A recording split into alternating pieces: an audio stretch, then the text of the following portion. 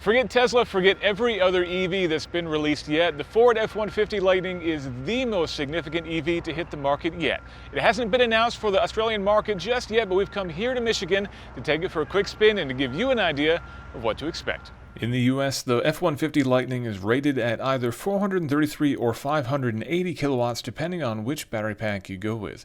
But torque stays the same at a whopping 1,050 Newton meters. Those battery packs are rated at 98 kilowatt hours for the smaller battery and a healthy 131 for the larger, delivering 370 kilometers of range on the low end or 515 for the bigger pack. Heading out on the road in the Ford F-150 Lightning, I'm in a platinum trim model, which is one of the top tiers, and so we've got this kind of nice light gray shading on the interior, which is kind of light and bright, which helps to lighten this thing up. But more so, we've got the giant panoramic glass roof overhead, which really makes this nice and airy in here. But of course, it's airy enough because there's a whole lot of room in here. This is, of course, a very large truck, and there's plenty of room out back. This is basically a crew cab configuration, so if you've got 2 or even 3 folks you want to put in the back, there's plenty of room back there. You can easily get back there and get some work done. Or if you want to, if you're sitting up front here, you can use the center console as a desk as well and take advantage of the integrated Wi-Fi that's built in here as well. Seats are nice and comfortable, and this is my first time driving the F-150 Lightning here in Michigan. We are just outside of Detroit in Dearborn, of course, where Ford is based. And while I've spent plenty of time in the Lightning in other roads, it's actually nice to get to drive this thing here on home territory because the roads here in Michigan, well, they're kind of notoriously terrible. Just lots of potholes, frost heaves, separation joints in the concrete that we're going over right now, and this thing just soaks it all up beautifully. It's really nice and comfortable to drive. It's also more or less just like a normal F-150 to drive. You put the thing in D and away you go. You got 2 pedals down here just like on any normal truck. The main difference being, of course, A, it's a lot quieter than a normal F-150, and B, you get a whole lot more torque than a normal F-150 too, and that makes this thing accelerate off of stop signs really nice and cleanly.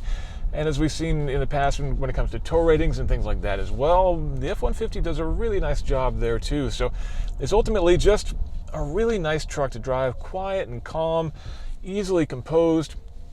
Even on the highway at speed, I've had no problems there. The body control on the F-150 Lightning, maybe it's a little bit soft. It gets a little bit floaty when you're going through some twisty, tight turns, things like that. But remember, this is a big F-150, and it's not exactly designed to be a sports car.